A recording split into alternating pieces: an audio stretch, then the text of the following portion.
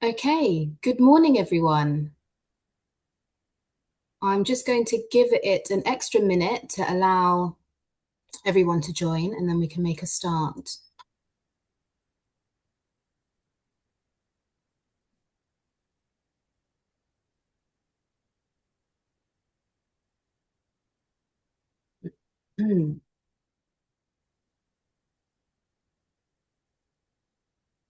Okay, good morning, and welcome to Energy UK's breakfast briefing on how cybersecurity threats are reshaping UK energy security. I'm Kisha Couchman. I'm one of the deputy directors here at Energy UK, and I'm delighted to be partnering with Waterstons for this event today. Waterstons is a technology and business consultancy that has a focus on cybersecurity, and we're going to be exploring some of the key cyber risks facing the energy sector, the evolving regulatory frameworks, and importantly, how energy companies can prepare for new regulatory requirements. Cybersecurity is a topic that I think we're all becoming much more familiar with as our society digitizes, but this is particularly acute for the energy sector. The National Cybersecurity Centre, or the NCSC, handled a record 204 nationally significant cyber incidents last year compared to just 89 in 2024, which highlights the growing scale and sophistication of the threat landscape. We've also seen cyber attacks disrupt major energy infrastructure in Ukraine and more recently in Poland, which experienced one of the largest cyber attacks on energy infrastructure in recent years. And across Europe, governments continue to warn of imminent threats to critical national infrastructure, and that is particularly against a backdrop of heightened geopolitical tensions. So these incidents show us the real world consequences that cyber attacks can have for essential services, energy security, and our national resilience. At the same time, the energy transition itself is changing the cyber risk landscape as the system becomes much more decentralized. The number of potential points of vulnerability inevitably increases, and so from distributed renewable generation to smart technologies and complex supply chains, cyber security is going to be a crucial part of delivering a secure and resilient energy system. So as a result of all of that, regulators and policymakers are responding accordingly, and Ofgem's proposed expansion of cyber regulation alongside the Cyber Assessment Framework, or the CAF, as well as forthcoming regulation in the Cybersecurity and Resilience Bill, are quickly raising expectations and governance around compliance across the sector.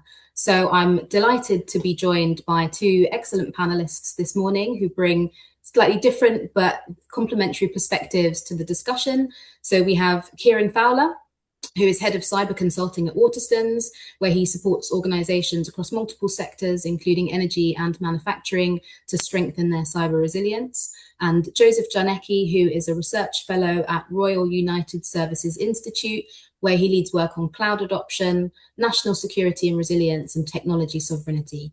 So we have both a strategic and a practical perspective. If you have any questions throughout the discussion, please use the Q&A function rather than the chat so that we can make sure we respond during the Q&A section of this meeting. So I'll make a start. There's quite a lot for us to get through, but before we get into the detail of the discussion, I just want to start with the broader picture. So Joseph, if I come to you first, could you just give us your perspective on the sort of strategic geopolitical context and how the cyber threat landscape has changed over the past few years? So I think what we've seen for the past decade or more at this stage is a recognition that energy is a highly targeted and highly critical sector. It is, in cyber terms, targeted by sustained campaigns by state level actors, for example, China, Russia, particularly of note, as well as criminal actors. While there were relatively significant incidents in the 2010s, particularly I'm thinking of the sandworm attack in Ukraine, which led to a kind of full grid outage for 4 hours in 2015. There have since been significant high profile incidents affecting Western countries, particularly the US, for example, with the Colonial Pipeline attacks in 2021 and the ransomware incident there, as well as more recently, obviously, in Poland in December of 2025. I think the fact that we've seen these attacks is a reflection of a couple of things. So first, the increasing complexity and sophistication and digitalization of a lot of these systems, the desire to integrate IT and OT systems for efficiency, whilst not necessarily having the incentives to prioritize security, in some organizations. Obviously, that's not pervasive across the sector. We've also seen an acknowledgement and recognition by um, threat actors, particularly states, that by targeting these sectors, they have the opportunity to do two things. First, they can achieve a cognitive effect. They can scare us essentially into thinking that our energy security is unstable, and that, Russia will be able to turn off the lights, therefore our support to Ukraine should wane. And they also have the ability to just have a tangible disruptive effect. I would say amongst the most alarming things of across recent years that potentially haven't really had as much attention focused on them from a geostrategic perspective anyway are two particular incidents. So first was in 2022 with the Viasat attack perpetrated by Russia against Ukraine. Or against the network specifically of Viasat, the KSAT network, which provided command and communications capabilities for their military forces. The result of that attack was that unintentionally, you could argue, many wind turbines across Central Europe went down. And they went down because they depend on satellite communication links in order to align their timing and to ensure that their turbines don't spin out of control. I think the first reflection I have on why that one is particularly significant is that even when the energy sector isn't being targeted because it is so complex, because it depends on so many different factors, it can be collateral damage. And I think we need to think about, as a sector, how we mitigate against the collateral damage in the supply chain. And then the second one I think is of particular note and importance is the Volt Typhoon campaign that was perpetrated by China against the primarily, as far as we understand at this stage, US critical national infrastructure systems where they were pre-positioning on networks in order to potentially have an impact or an effect once a kind of a go date was selected. So that is reflective of the fact that our adversaries are increasingly sophisticated, are able to situate themselves on networks, lock themselves in place, and plan in the longer term to achieve effects at a particular opportune moment. So I think we have these two pretty significant reflections there that the sector can be affected by lots of different things, and that our adversaries are getting much better at what they do. Thank you. Those are really good examples for us to think about. Do you think there are any lessons that the UK energy sector can take from those international examples? You got to be turned on. You got to be switched on. I mean, to kind of make a very bad energy joke, I suppose. But some of the operational learnings that are beginning to come out, particularly of how Ukraine has preserved its cyber defense, is a threefold. I'll kind of bring out three. First, it's not ignoring engineering at the expense of digitalization. So a lot of these systems can continue to function if configured and designed appropriately for resilience without a digital component integrated in them. And in the rush to digitalization, we sometimes ignore the kind of fundamental engineering, the load balancing, the voltage considerations, which I'm sure Kieran can speak to with much more expertise than I can. Um, Second, it's very aggressively doing threat hunting within domestic networks. And in Ukraine, because of the wartime environment, that's been contingent upon their mutualized trust or enforced trust, you could argue, between state entities, particularly those that have cyber capabilities and critical national infrastructure operators. So they're domestic organizations who are championing cybersecurity have been very aggressively conducting threat hunting exercises on domestic networks. And then third, and I'm sure we can get into this later if we talk about digital sovereignty, it's to lean in for your digital solutions quite aggressively into internationalized redundancy, particularly in conditions of war. So what I mean by that is to emphasize the value that Ukraine has achieved through cloud migration to data centers that are non-localized within Ukraine's territory. which as a result could not be or have not been targeted by kinetic attacks by Russia. So obviously that's a learning that's quite specific to a wartime, but the other ones are a little bit more general purpose. That's really useful, thank you. And Kieran, from your perspective, what are some of the operational trends that you're seeing, and where do you think the sector should be focusing its attention? Perfect. Yeah, thank you for that, Joseph. Very interesting overview. I think to build on that, like we've definitely seen the threat landscape shift and in the type of attacks that are being used. If we go back like a number of years, even state-backed or sponsored attackers were quite interested in the monetization of cyber attacks. So by that, they're using ransomware to try and make profit, which would then be going back to the state. Now we're seeing a lot more about sort of data wiping and causing physical harm. Like one of the recent examples that's come out for Ukraine, so a two-stage attack. The first one's on a power station, which basically caused workers to go and try and do a physical repair, and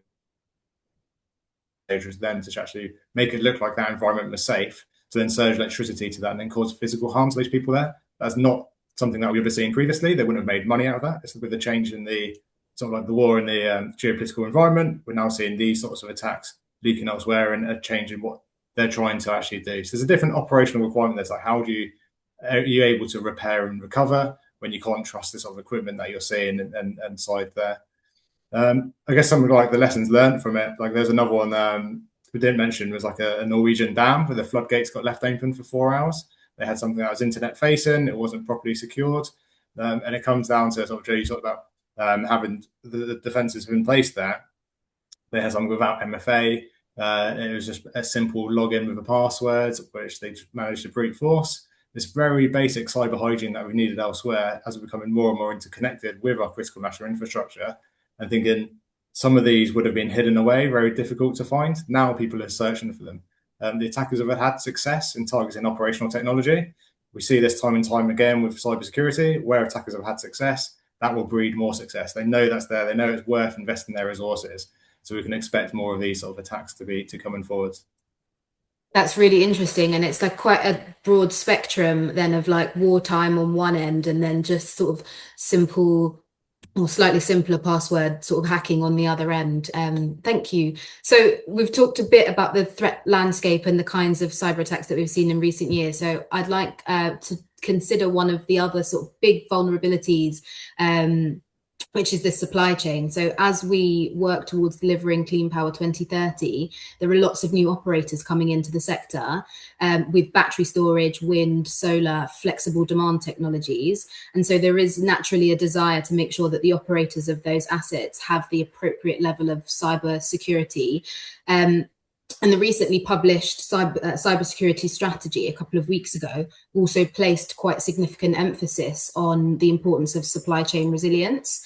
So can you tell me, whether you think we should be concerned or how concerned we should be about supply chain risks? Yeah, we should be very worried about supply chain risk. I think it's probably the single weakest link we have in the energy infrastructure at the moment. I think to pull out a couple of examples, so currently Waterstons are helping support a power station. They have one provider for their turbines, so they're locked into this provider, which provides the turbines and all the equipment that goes around that as well. They've gone to them and asked them around the security measures in place for things like patching for that equipment. It doesn't come as standard. They've had to basically pay more money to get that added on. The patches that they provide are late. They've got their own way of detecting what vulnerabilities they have. So by the time they get the patch, they then deploy it. They found not only is it slow to actually get those patches done, it's not actually remediating all of the vulnerabilities. So they've kind of gone back and said, well, look, we want to be able to remediate these, but they're tied to this one supplier that's unable to do it. For whatever reason, they couldn't fix those particular things, and there's no appetite for them to make a better service. They're tied in. What can they do? I think it makes it really, really difficult. Like, this is a business critical system. They can't go elsewhere. They can't shop around. They can try and negotiate and use what leverage they can to get a better service from them. But this is just like one example sort of in the supply chain there. Mm. So that We've got another diversification. example. Yes, like there is no diversification there. Like they are locked in and have no option to shop around. battery providers as well. So we've got another site that's looking at providing battery storage, like a very large site. They have been doing a lot for their security, like really, really good job. But they are basically given their site to a company who decide when they're going to charge it, when they're going to discharge it, and have quite a lot of control of what will be happening. It creates quite a novel situation where they can do everything from their point below. So they decide who's going to be installing the batteries, and we'll talk about this in the question. But then they're giving away that ownership to someone else. So what happens if they get a signal that comes down telling them to charge, discharge, to operate in a way in which isn't going to be conducive to actually helping the grid? They can put in some controls to aren't to be damaged, but it could have a bigger impact on the infrastructure. And it's kind of trying to ensure that the supply chain is done above and below, so everyone's sort of singing to the same hymn sheet and meeting the same standards. Okay, I think your internet connection might be slightly shaky, but I think I captured most of what you were saying. So some of the sort of distinctions that exist between some of those technologies, so like that battery storage example, and the sort of complexities that come with a third provider helping to manage those services. Joseph, do you want to build on that and sort of give your view on the sort of strategic risks that come with a ever more complex supply chain? I think Kieran points to some really interesting examples with regards to dependency, lock-in on a single provider, particularly on a kind of organizational level, and then also the quality or effectiveness of those organizations that you work with. And I think in a business specific, for a business, that's critical, and that's going to be chief and front of mind because it also relates to your kind of exposure, your compliance, and your kind of profit line, probably. I think if we try to put it into policy land, which are probably too often divorced from profit loss considerations for businesses and the effectiveness of service provision. I think we can take a lot from what he said in terms of dependency as well. So if we think about the green transition generally, or the push towards the electrification or the greater integration of green technologies and energy generation, we see a national dependency on Chinese provision. And I'm a keen advocate for net zero. I think that the idea of transitioning towards greener energy is beneficial for our national security because we need the ability to generate energy domestically, and our capacity to do that purely based on non-renewables or carbon-based solutions is limited. However, it is the case that even if there was a diversification of suppliers in certain key components of green tech, oftentimes, to the best of my understanding, it's just different Chinese providers. And whilst there are myriad Chinese components that exist across our economy and function appropriately and are not necessarily leveraged for anything malign, it is also the case that there are instances where we've seen Chinese supply chains leveraged by state actors for espionage purposes, or for more or in more recent years, as we've seen the kind of disputes between the US and China, and then that manifesting into a trade war. We've seen rare earths on one side and we've seen chips on the other. As that becomes normalized, we also need to consider the dependencies that we have and the exposures that might create politically, strategically, in terms of our ability to access those resources, but also then what it might open us up to with regards to cyber threats that could manifest across our domestic ecosystems, because they're deliberately manifesting, or because the quality of the products, the extent to which secure by design is integrated, for example, as a consideration by Chinese manufacturers who are maybe less regulated than some of those that are in Europe or the UK, for example, lead to worse outcomes. I also think, and then this is a separate point to do with the fact that the market's quite concentrated for certain large-scale platforms, particularly, that we've seen a lot of security benefits probably manifest from centralized industrial control systems or SCADA systems, where core providers or producers or original equipment manufacturers are also supplying this kind of security solution where they're monitoring many of their components, which are deployed in multiple different locations throughout the North Sea, for example. And that leads to kind of better security outcomes, is the argument, because there can be, improved monitoring and more efficient rollout of patching. For example, Kieran raised that's a pretty critical issue. At the same time, that kind of single point of interaction with multiple systems can be a critical point of dependency. And so it's the kind of classic cybersecurity concern where it's on the one hand, you want the information and you want to understand how to make things better, but to get the information, sometimes you also create additional vulnerability or the chance for vulnerability to be created. And it's difficult to manage that across multiple different countries with multiple large providers. That's really fascinating. Thank you. I'm just going to move us slightly on to governance questions. So, in the cybersecurity strategy that was published a couple of weeks ago, the proposal of a quad governance approach, which basically includes DESNZ, Ofgem, NCSC, and NISO, having oversight of cyber regulations, was put forward. And given that each of those partners retain its own role and remit, I'm just curious as to both of your thoughts, really, on whether you think this will work well, particularly in light of your comments just now, in the scale of complexity that exists. Is this going to be experienced as a sort of joined up approach in practice? Kieran, perhaps if I start with you. Yeah, certainly. I think it's a difficult one with so many people putting in their different thoughts. I think what we need to be is really clear. So can you hear me okay? Yeah, all good. Same pop up saying the bandwidth is going. No, so what needs to be really clear is that everyone can understand what their role is in being cyber secure. And if they're getting a clear message and a clear regulation, then actually it can work. It's good to have different people feed into it with their own expertise. Like the NCSCs, obviously, our technical capability in the UK. They have really good insight into what's happening, and actually having someone like that working with those others could well. But I think what it boils down to is actually what's being asked of the different entities.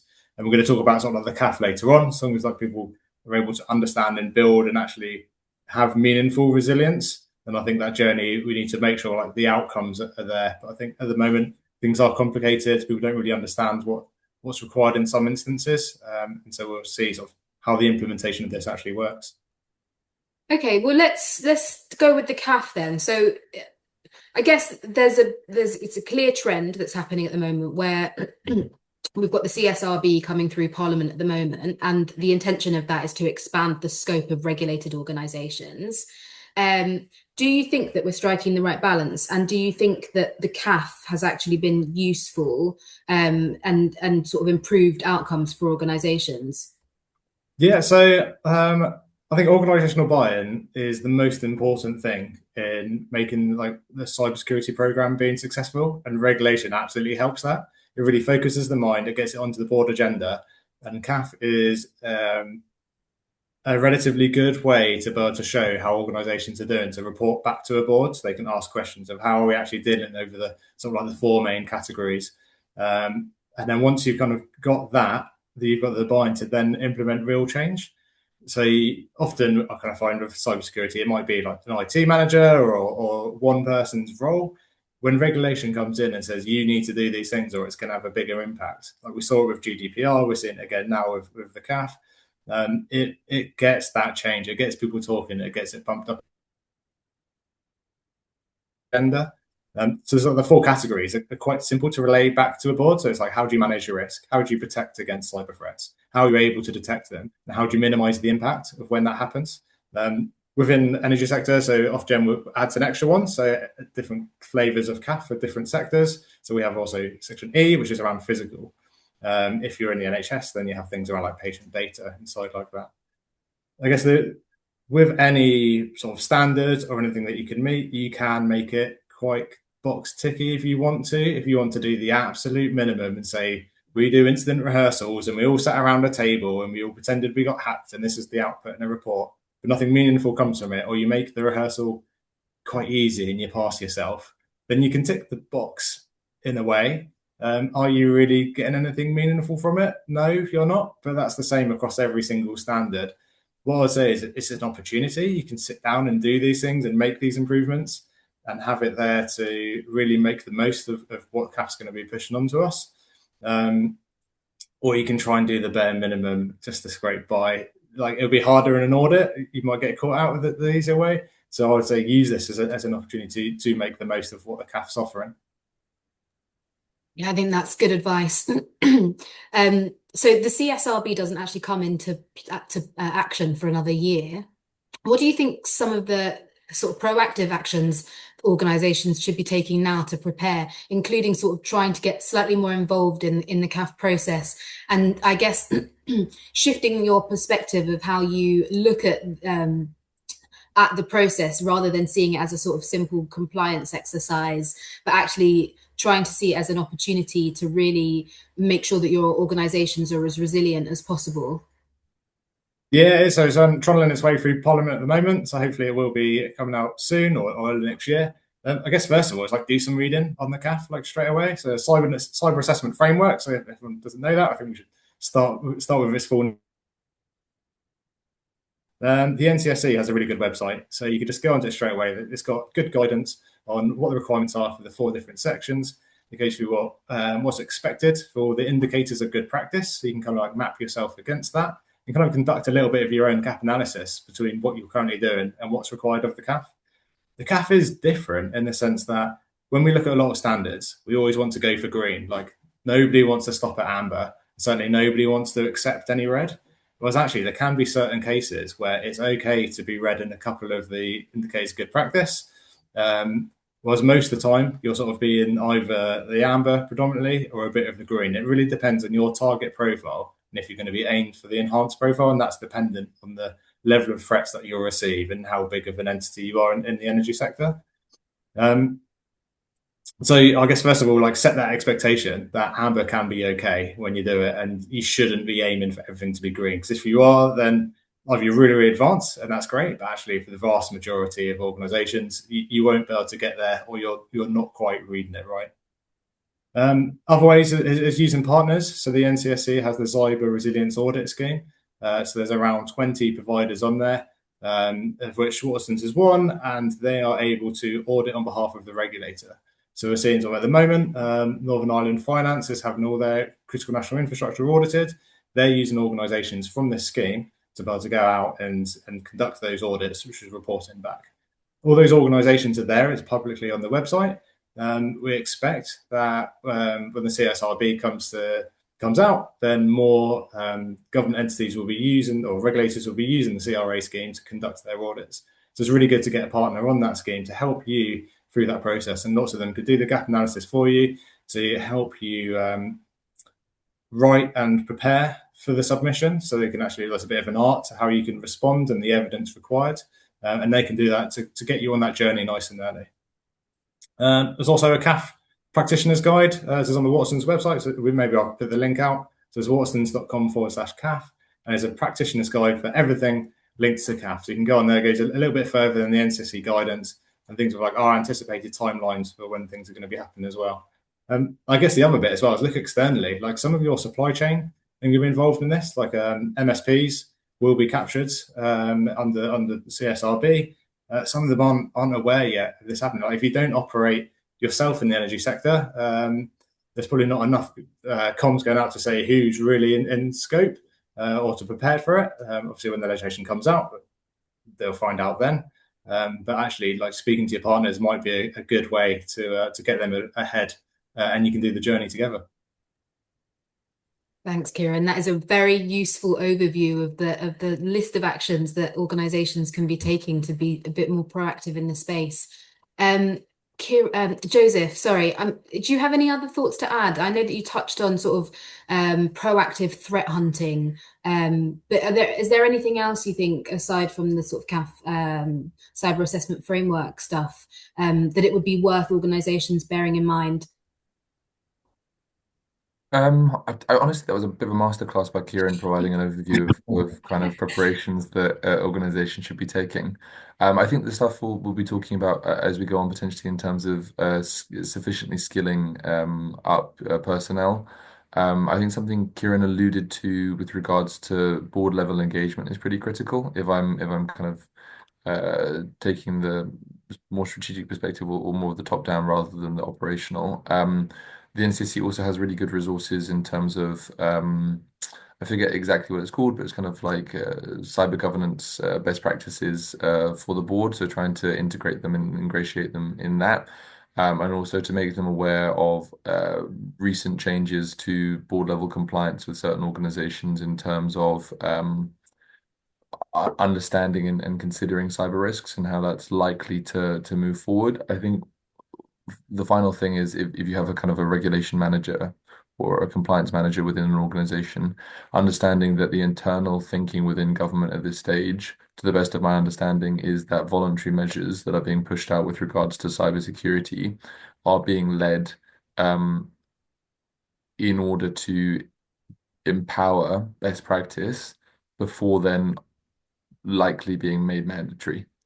Obviously, the timeline with which they do that and the need that they feel there is to do that is variable, based on threat, based on adoption, etc.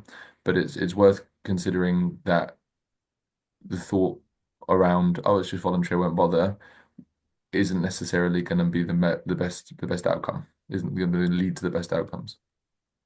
That's really useful. Thank you. A very comprehensive overview of, yeah, all the actions that are required. So even with the best regulation frameworks and security controls, we can't eliminate cyber risk entirely. So I guess the question then becomes, how do we prepare for and manage the risks that remain? So perhaps, Kieran, can you talk to us a little bit about the role that cybersecurity insurance plays in an organization's resilience strategy? Yeah, perfect. So definitely plays a part. So I'll say most of our clients now have insurance in some form or another. The level of cover which they have varies greatly. Like some want it to be very specific for certain things, others a lot more broader and basically depend on the scale of the cover that you require will be the premiums that you have to pay. Something that I'd say is universally under or misunderstood might be the extra that you get with cybersecurity. Like typically, insurance comes under the role of the CFOs, very numbers focused. If we have X risk, it's going to cost us X amount of money, and I might want cover for that. Lots of cyber insurance comes with skills and expertise required should you have an incident, and having that on tap, it can be very, very useful. Really improve your ability to respond. You can also have your own partners. So you might already have a managed service partner or your team in place, like an external team in place that might want to fix it for you. Have that conversation with the insurers because actually, if you've got the right team, the right accreditations, and they already have the right knowledge to be able to respond quickly, the insurers will likely want to use them because ultimately it's going to make it easier for your business to recover. I'll say insurance has its part, but it's probably at the end of a resilient strategy. Like it's not going to stop you from needing to protect your assets and having your own ability to respond to incidents. Make sure you still have like proper rehearsals and planning, but insurance can actually really help supplement that as well and reduce some of that risk in certain circumstances. Okay, so just one piece of the much larger puzzle that organizations should be thinking about. Yes, very much. Joseph, what's your view on the sort of limitations of insurance? I think from a government perspective, at one stage, if we kind of go back maybe 5 or so years ago, there was a hope that insurance would kind of solve cybersecurity. That for on an organizational level, obviously, your grandma being defrauded isn't necessarily going to be like, oh, that's fine. I have cyber insurance. That's covered now anyway under different regulation. But unfortunately, there's been a kind of a limited take up because of various reasons, and I'll point to some research by Jamie McCall, a colleague of mine here, who's a far better expert on this than I am.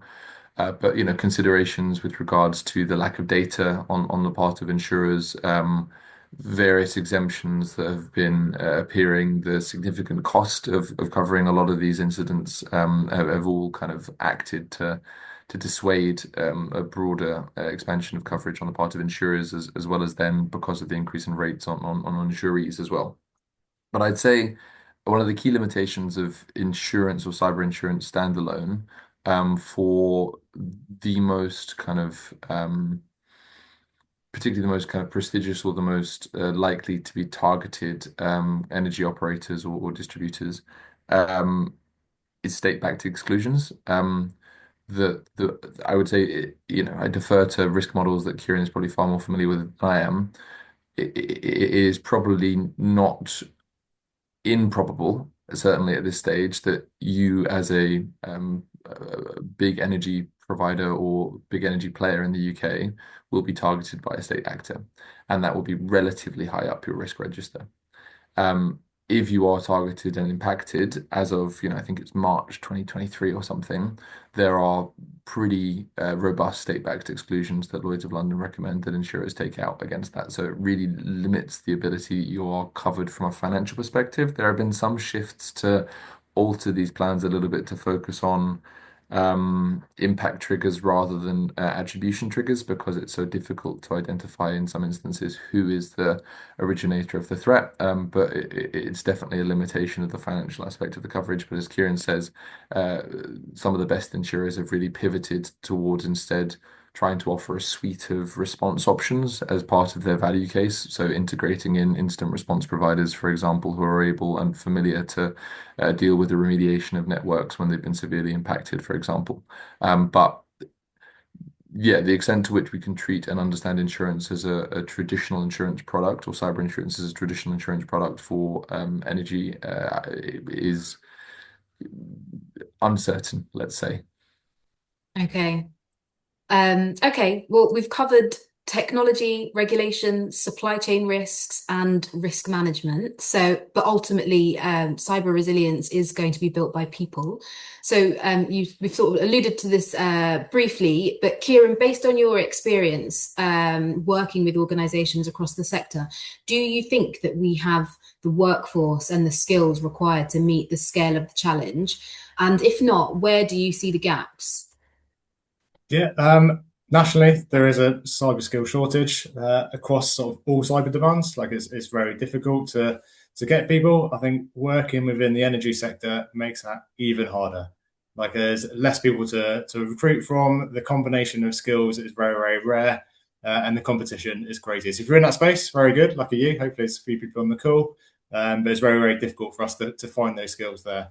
One of the things I think we need to do is appreciate that we've got really good OT engineers and we have got cybersecurity professionals, and they need to learn from each other and cross-train. So making sure that those OT engineers start to understand cyber, and then we're doing a huge piece in trying to get the cybersecurity professionals understand operational technology and join things there. I think there's another element I think is worth touching on as well. It's like when you become the closest expert. So if we look at like outside energy sector, most businesses, the person that's most techie suddenly becomes the IT manager. They might like bundle their way along, they'll be okay. If you look at what happened at the moment for cybersecurity and energy sector, you've got people that know a little bit, suddenly they're the professional and they're the ones that are responsible. And there is a lot of stress and a lot of responsibility when you're working in-house and you've been given this role. And there probably is a balance that needs to be made to just appreciate actually people moving into these roles, it is new. It's a lot of responsibility, but they need to train and learn. Talking and training at the moment is difficult. There's few courses that are out. There's one called 62443, like easy to remember, and that's all around the implementation and management of like IAC systems, making sure they're securely managed. They have training courses that are like fully booked. They're very expensive and always fully booked, really hard to get to. So it's like, how do we get this skills shortage resolved when you can't even get onto the training courses? And the training courses, the start, right? You need to actually have all the real knowledge that builds on after that. There's new training coming out as well, like CompTIA doing an OT special course that's coming out at the end of this year. So things are starting to change. More people are getting trained. But I think we are playing catch up massively in responding to the changing threat landscape and the skills that are required to keep us safe moving into the future. Okay, so Yeah, it's another challenge, another layer to add on top of the pace of threats. So I guess to follow up, Joseph, perhaps you can share your thoughts. How important do you think organizational culture will be when it comes to ensuring that we are sufficiently prepared and will be resilient in the event of an attack?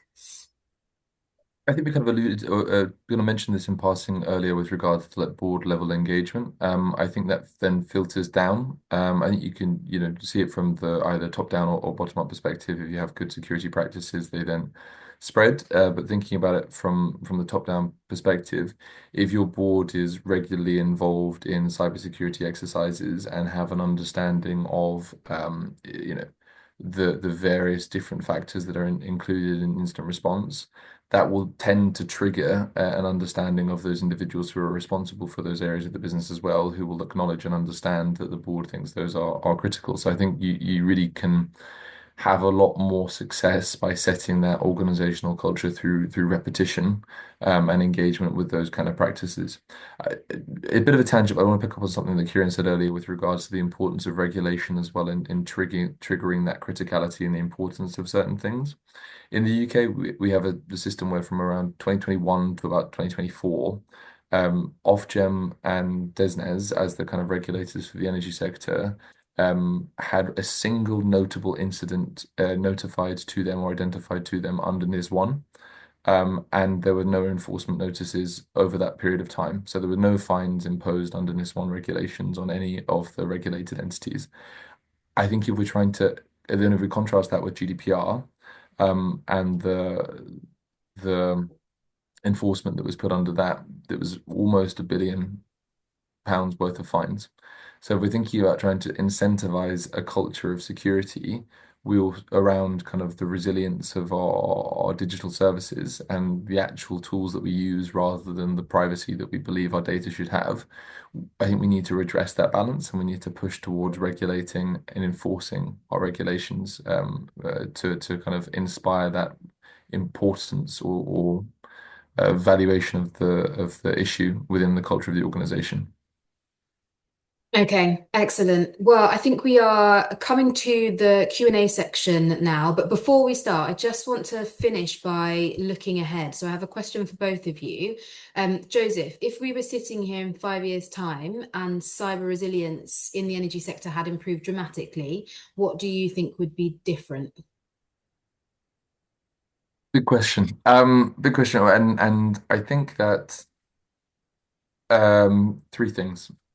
First, we will have found a way to resolve issues associated with IT/OT convergence and the integration of agentic AI to support the monitoring of those networks, which is quite an operational level thing. But I think I see a lot of advances in that in other CNI areas, and I think it's a potential way of fixing some of the skills problem as well. Um, Second, and this is both at a government and organizational level, we will be in a situation where our supply chains, our software supply chains, as well as to some extent our hardware dependencies, are more better mapped, and we understand those dependencies from a organization level, a sector level, and then to some extent nationally, as much as we are able to share that information securely. And that will also inform our strategic decision making vis-a-vis other countries and our dependency on them. Finally, and then it kind of goes back to the thing I literally just said, we'll actually enforce the regulation we have. I think that there are great organizations like Waterstons that use regulation as a way of pushing forward with the improvement of cybersecurity in organizations because organizations want to be compliant, but they also want to kind of like drive towards excellence. I think giving them the tools and the backing from government to say that this is actually a service that should be prioritized and is important and is part of a kind of a critical national cyber resilience ecosystem is necessary. And that means finding ways to empower regulators, which is tricky when we have regulators for individual sectors, all of which are competing for scarce cybersecurity talent as well and can pay less even than energy providers. Okay, and Kieran, similar question for you. Looking ahead over the next 3 to 5 years, what capabilities do you think energy companies should be investing in today to stay ahead of evolving threats? So I think a big one at the moment is around OT monitoring. So it's relatively in its infancy. So not many providers are in this space. We've had it sort of like SIEM tools. So a SIEM is a tool that's able to take in logs from across a number of points of your infrastructure, pulls it together so you get a really good overview. We've had it in IT. We've started getting it in OT, but it's not yet commonplace. So I think in the future, if we start to be able to have really powerful in-depth understanding of what's happening on our OT network so we can spot those attacks, that'd be really, really good. It's difficult to get there. A number of the current OT sort of providers, there's a lot of risk that they're on board. Actually, like things like insurance are really, really difficult, but that risk currently exists. Like at the moment, it's just like the energy providers are there, they're having to manage all that. It's a capability that will really help reduce that. It's just how do we unlock that potential for providers like Waterstons and others to be able to off the energy sector's hands. So we expertise working with you to help reduce risk with technology like OT monitoring and SIEM. Okay, brilliant. Thank you both.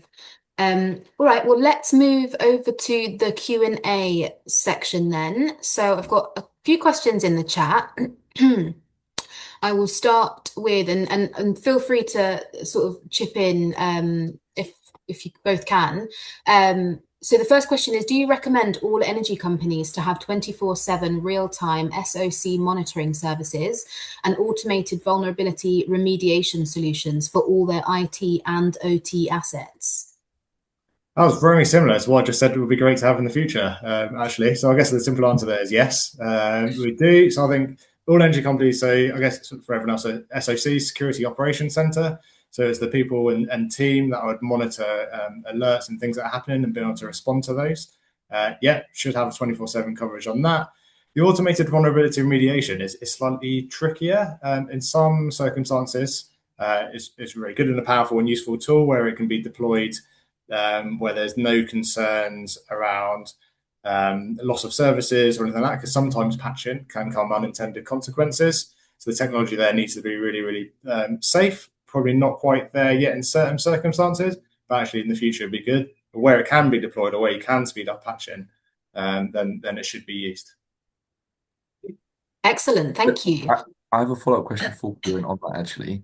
Do you think that that is relevant for most organizations, automated vulnerability patching? My understanding of a lot of the other, general sectors outside of energy is that people are so far behind on patching generally, and so many of these technologies have so many unremediated patches anyway that are exposed for so long that it doesn't seem to be as urgent as something like a 24/7 SOC. Yeah, so good question. So I guess like certain technologies you can patch almost straight away. So things like Chrome browsers or whatever, stuff like that you can do, and that would be more IT estate where that's reaching out to the internet. Generally well supported services like that, yes. Where you move into the OT estate, like patching is quite sporadic for when they come out, like we talked about how recent like earlier on. I think we're a long way away from that. But I think there's probably like a risk-based approach, like where if you look across the whole organization, so taking it out of the OT spectrum, like what you have that's internet facing needs to be patched much quicker. And we're looking at things like the time from a vulnerability being found to the time being exploited. It's getting quicker and quicker and quicker. Yeah. So Cyber Essentials, it's like a government-backed standard. They say you need to patch all your critical vulnerabilities within 14 days. That has always just been like, yeah, it's okay if you patch it in 14 days. Now it's like an absolute maximum of 14 days because the time to build these exploits is getting much quicker. You look at what they're talking about, like AI mythos. I don't think it's going to be quite the big jump that has been purported, but it's certainly moving everything quicker and that time reducing and reducing, which means we're going to have to be faster for doing the patching. So there's still a space for it, but certain areas, they're too far away. You're absolutely right. Okay, brilliant. Thank you both. I think we've touched on this one a few times throughout the discussion, but there's a question in the chat, which is, are there any cybersecurity risks or vulnerabilities to the green transition and a smart grid? Yes. But I think there's cybersecurity risks to any digital system, so it's a bit of a cop-out answer. I think one of the points that's most exciting about the smart grid is obviously flexibility and aggregation. So the idea that we can use things like electric vehicles or other devices in the home or in our infrastructures that would otherwise not be able to, that would otherwise just, take in power and then give it out in order to kind of do the thing they were designed to do, i.e., move wheels, and instead see that as a part of the expanded grid. I think that's a really um, great initiative and a way of us getting around the difficulties of building things in this country. However, when you expand the uh, surface of grid infrastructure, you expand the attack surface as well. And the primary concern I would have is, are all of those devices, let alone the aggregators who are managing those devices, going to be covered by the appropriate level of cybersecurity standards or expectations? As of or prior to 2021, with the kind of secure devices piece of legislation, it was very common for most household devices to not even have complex passwords and to just have anything by default because the producer thought it wasn't a market distinguisher and therefore there was a failure. I would argue in having huge amounts more devices that were very on a very basic level unsecure unnecessarily. As we shift towards a position where those devices, particularly EVs and particularly EV chargers, are being integrated into that at a significant scale, if you can target and achieve access and control over a large amount and a large enough amount of those in a local area, I've seen simulations where you can disrupt the grid quite viably. And as a result, we need to be we need to have a fairness in how we treat significant energy players with regards to the compliance and cybersecurity expectations we have on them. I Thank think you. it's a really good point. Sorry, because I jump in on that No, because I'm go a no, go small concern ahead, on of that as well. course. So thinking like Give Energy, so it's 150,000 batteries that are in people's homes across the UK at the moment. They've gone into administration. They're connected to the internet. So who's going to be continuing the support there? Like, is there like whether it's secure at the moment? Certainly, there'll be more vulnerabilities in the future. Like, we don't know who's going to be managing that, or if there's a plan to make sure these sorts of devices are secure. And I think touching on cars as well, Joseph, like car manufacturers aren't very good at stopping cars from being stolen. Like, you think how many USB ports there have been where people like plugging stuff in or bouncing the signal from the keys, driving cars away like that. Building a car to not be stolen should be a staple for car manufacturers. But now we're introducing all these extra risks of them having the battery store that potentially could drain or charge or put stuff into the grid, scaled at mass, which I'm massively concerned that those risks haven't quite been addressed when we can't trust them to build a car that doesn't get stolen. Like, there's huge risks there. And then to loop back into the kind of supply chain stuff we talked about earlier, to my understanding, as of the first 6 months of this year, the most purchased electric vehicle is Chinese, which is, again, great. It's cheap, it's affordable. People need to be able to contribute to the renewable transition. But does that raise more concerns? I mean, maybe. Thank you. No, that leads really nicely on to the last question that we've got in the chat, which is cybersecurity requirements are due to be placed on nascent parts of the energy sector, such as load controllers in the flexibility space. Do you think cyber requirements need to be placed on these companies in the flexibility space before the sector grows?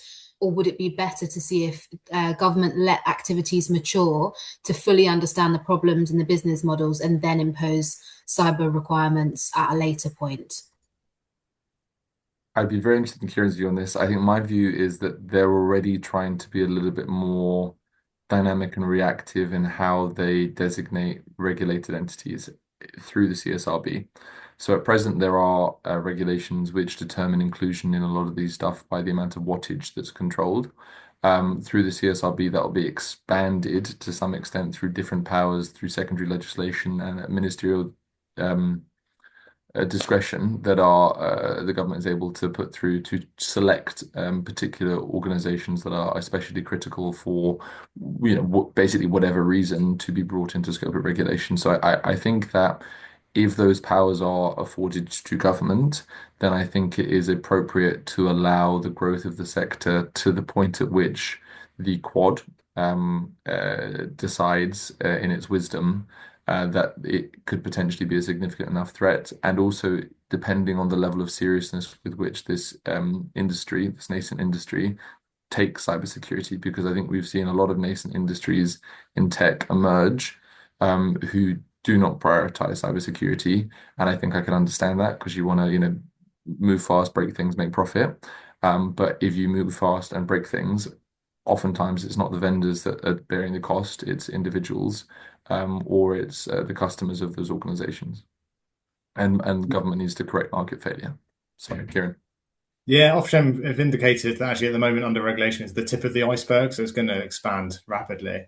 I guess for me, like my point would be, it's much easier to implement and build secure and consider that early.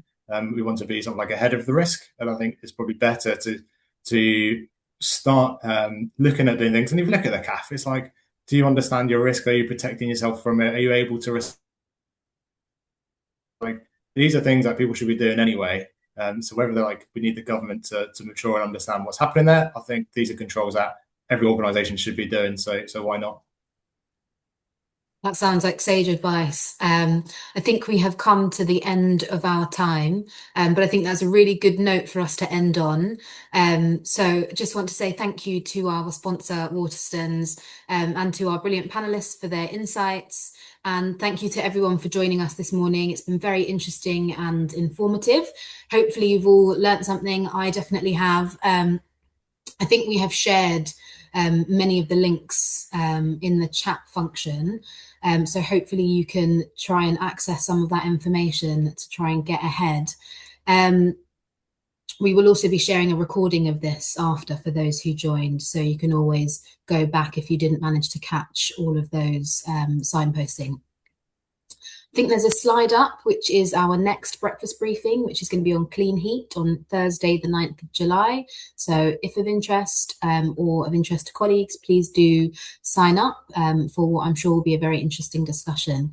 But for now, huge thanks again and goodbye. Thanks. Thank you. Goodbye.